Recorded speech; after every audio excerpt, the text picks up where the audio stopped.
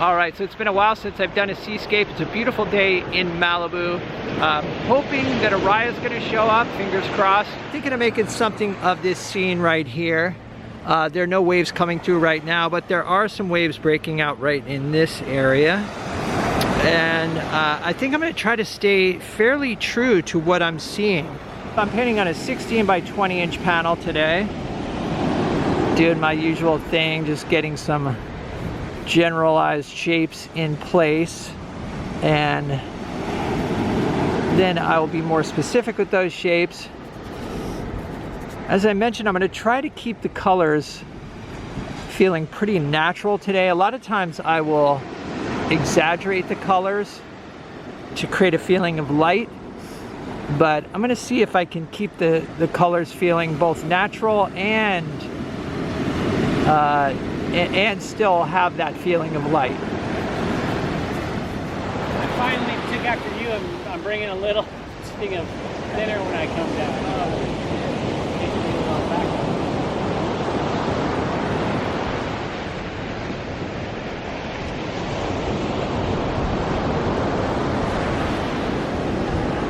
All right, so now we've got a mixture of ultramarine blue and alizarin crimson, and just blocking in the shadow shapes on these rocks. As I mentioned, I'm going to try to stay true to the scene. I'm not opposed to leaving some of the awkward bits in the painting. In other words, shapes that might seem slightly awkward. I'm using an old synthetic number 4 flat. It's kind of worn out, and I'm using this for the sketch. I usually sketch with old brushes. What size panel are you working on today? 14 by 18 is all I had on me. Perfect. Added a bit of ultramarine blue and titanium white to the mixture for this rock in the foreground. This rock is kind of blue in color, and the shadow has sort of a blue tint to it as well. I'll be adjusting all the colors, but it's kind of fun to play around even at this stage, trying to get accurate colors and accurate shapes as well. Oftentimes what I do is just generalize, and I did that for years, and I'm finding that taking the time to study the contours, whether it's a tree or rocks, doesn't matter, it really does end up making for a better painting. It's often tempting to generalize just to save time because the light is changing or the tide's coming in, that sort of thing. Right down here, there's some shapes. I'm not even sure what these are. It seems like rocks that have seaweed attached to them, but I do want to add them because it'll bring this line down. I don't want this line to be too horizontal, matching this line right here. And this is what I'm talking about right here. And I want these shapes to connect as well, something like that.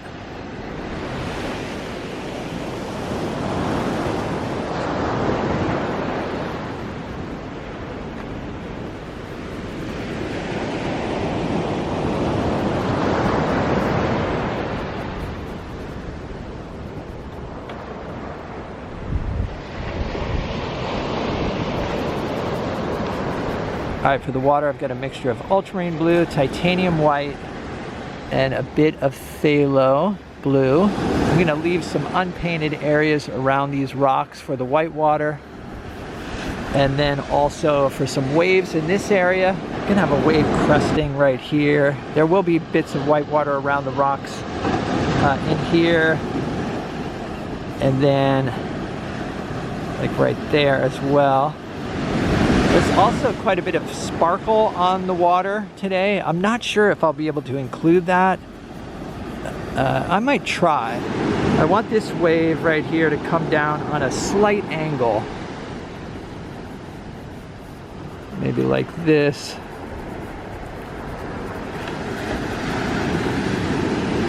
Maybe even a little more dramatic than that. Something like that.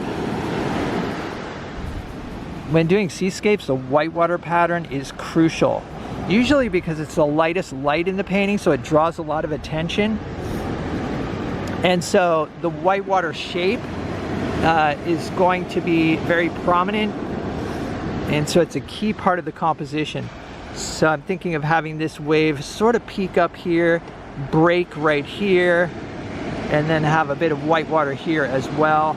I think it's good to do seascapes periodically because it is really challenging. It really does force you to focus on shapes and composition.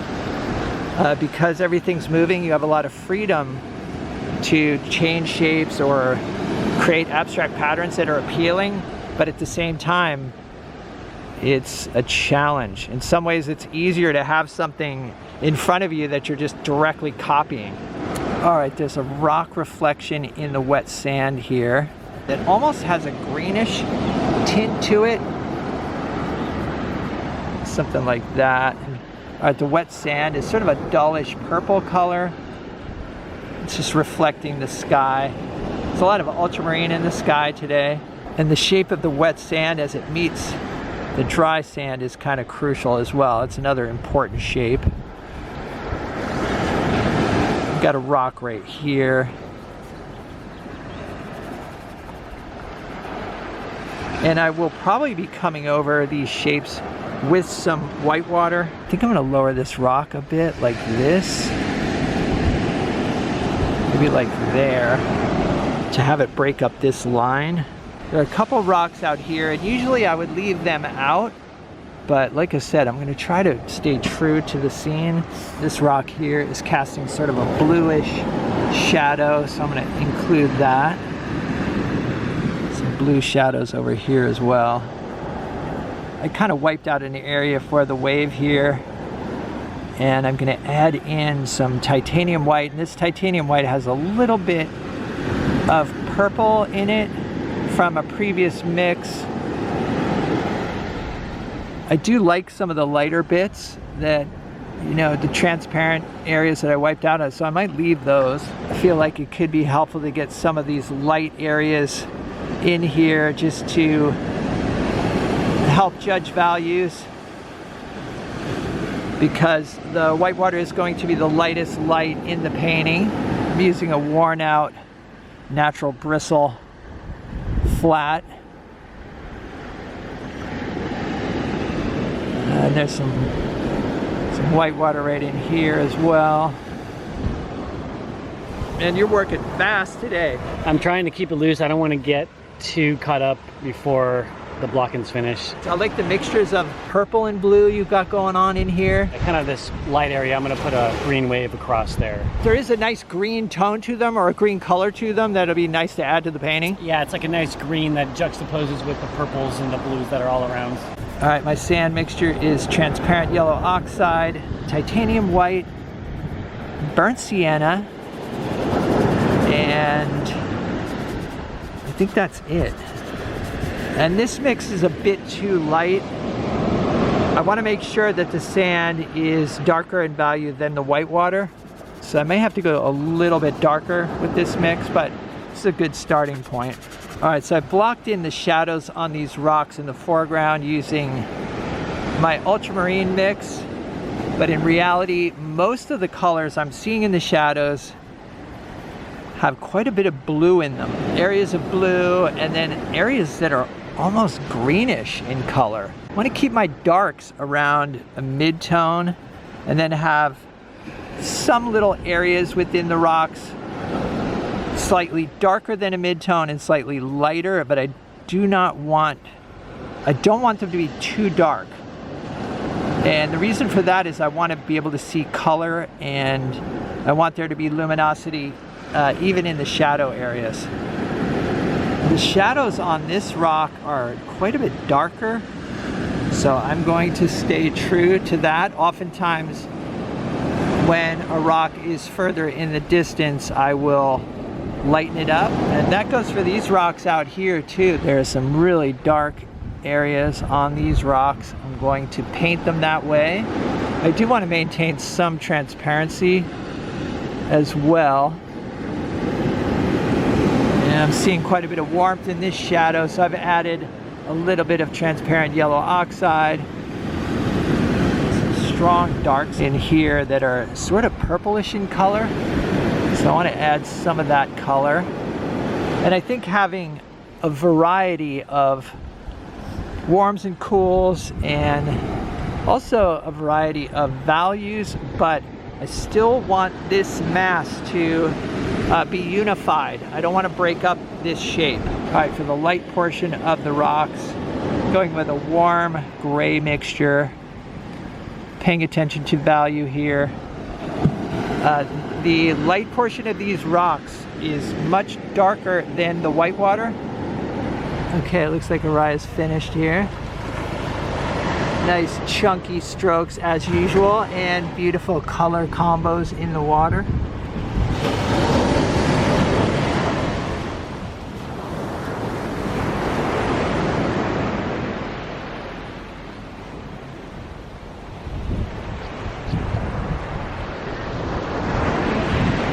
Alright, so here is what I finished up with. As I mentioned, I was going for true color in this painting, or trying to keep the color more accurate to what I was actually seeing. Typically I'll push the warmth and then also push the red or rust colors in the rocks in particular. So for example, the light portion of the rocks, I would have probably leaned those more towards a burnt sienna type color, a rust color, or red color. Typically seascapes are made up of blues, greens, and grays.